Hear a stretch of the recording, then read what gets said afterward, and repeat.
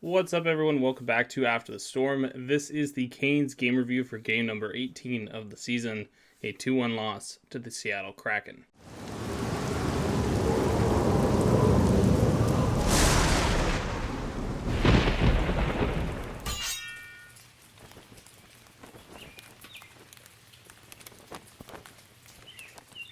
So we're going to whiz through all of the game here and get to the end when we talk about some stuff. But for now, let's get into the intro.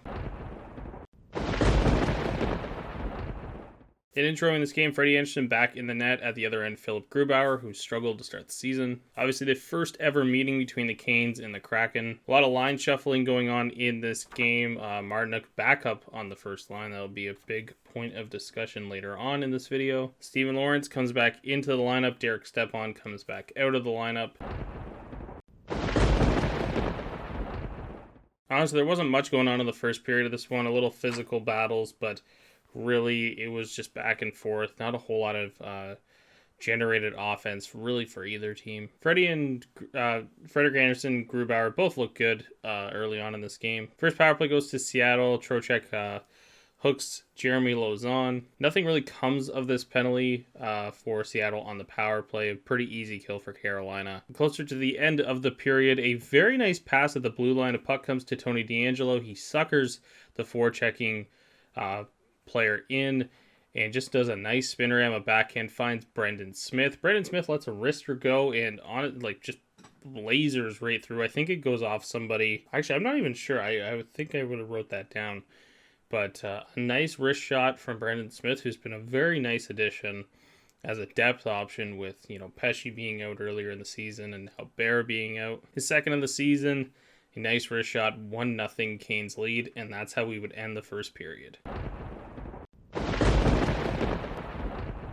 Slavin ends up early on in the second period taking a penalty. That was, again, a very weak call. Just like, I don't know why it was called a hold, or maybe we just didn't see it. Maybe it was further away from the play than we were shown on the broadcast. Jordan Staal gets a shorthanded chance on this one. Nothing much coming of that one. Couldn't really elevate the puck. An easy save for Grubauer. Jared McCann on the left side. A very nice slap shot, or kind of like a snapshot halfway through. Nice follow through.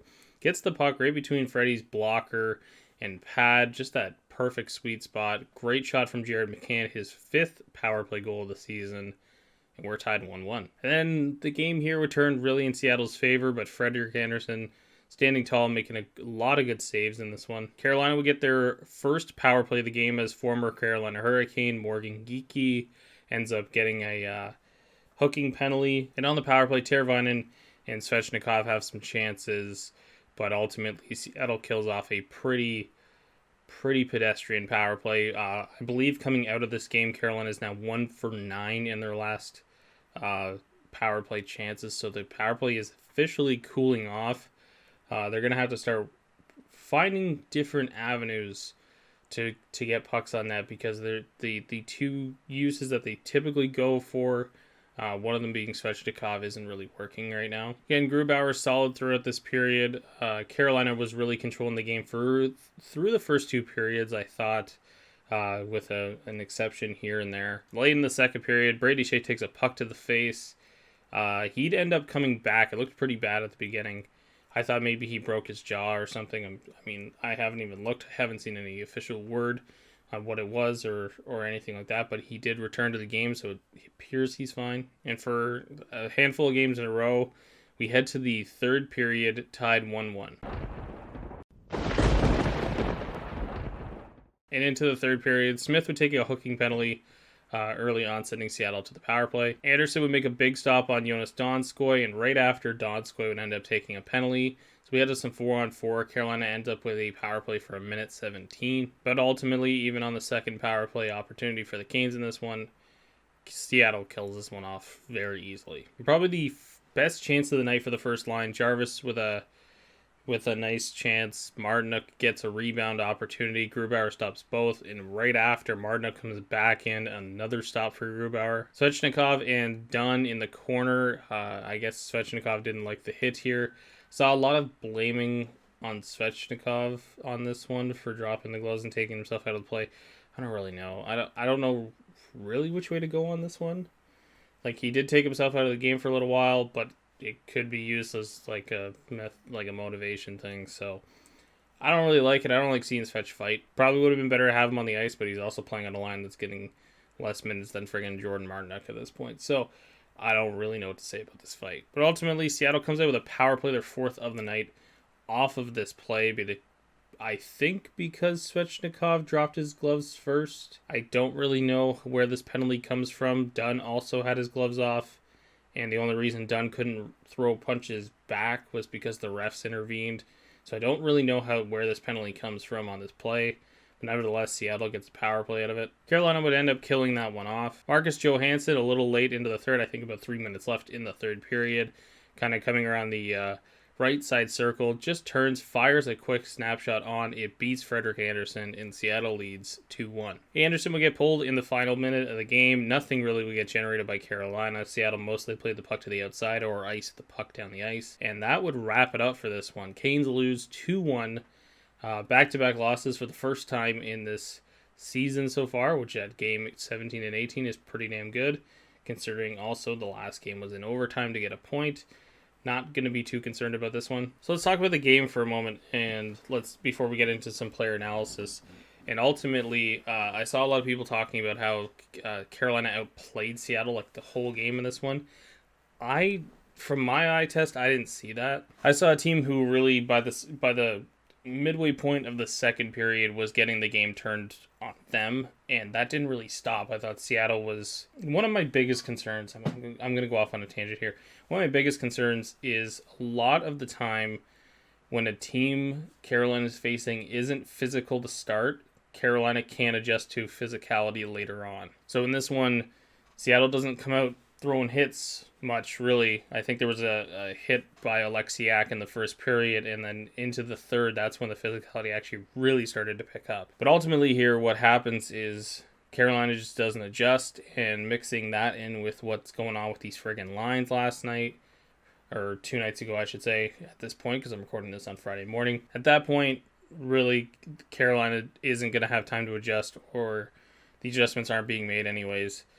And yeah, it results in this. But to the point of, did Carolina outplay Seattle? No, I don't think so. I think Seattle outplayed Carolina considerably in this one. It is a long road trip. They're probably glad to be done it. They're back in the Eastern time zone on Friday afternoon against Philadelphia. I'm sure they're going to start playing a little bit differently, and they're definitely going to have to get up for the game against Washington. So with that said, let's get to the whole lines thing. Okay, we got to stop. I've done this already this season. This is what is bugging me more than anything else. I've already said this season. Jordan Martinook on the first line cannot happen. I don't know what Rod is thinking here. I really don't, because it's a scourge on his line mates. I know the way Rod does the lines. I know he does pairs. So right now he's got Aho and Jarvis. That's his pair. And on the next pairing, it's Trocheck and Teravainen. And you're just kind of cycling guys in and out of that lineup to benefit the guys. But Martinook doesn't benefit anybody beyond Lorentz and Stepan/Kokiniemi right now. So stop playing him on the top line. Like, I like Jordan well enough. I do.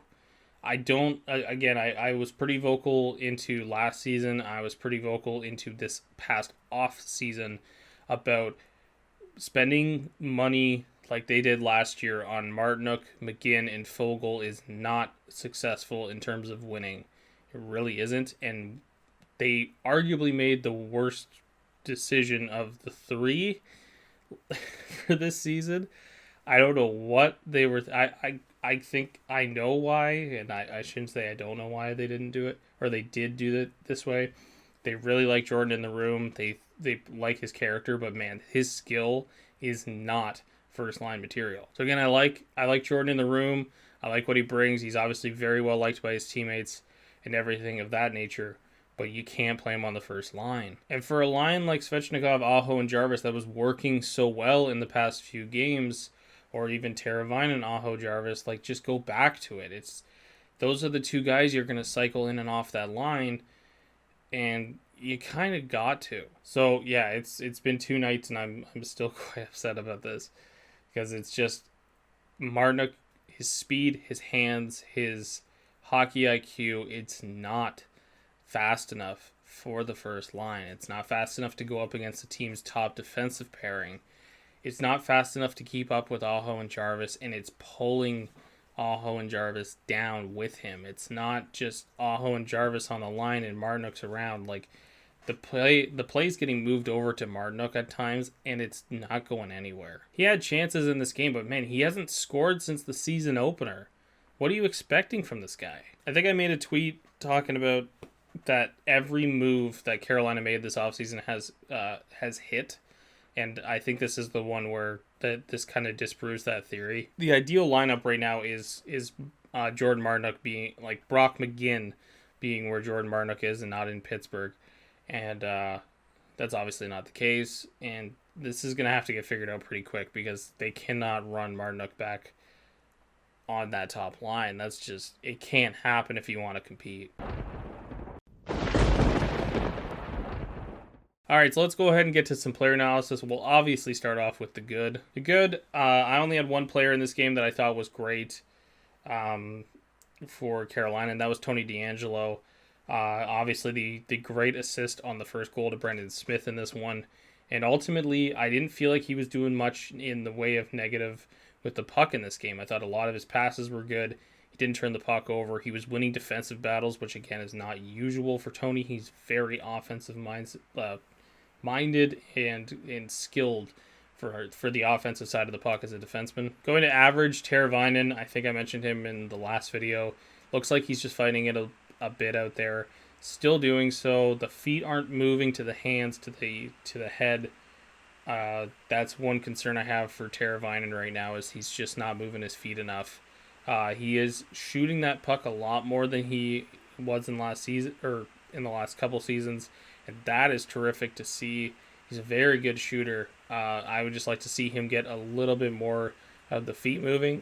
And that really could just be about adjusting to that new line with him and Nietzsche's. The other average one I had was Freddie. The first goal, of course, not really Freddie's fault. He got beat by a very nice, clean slap shot. The second one, I would say he probably should have had.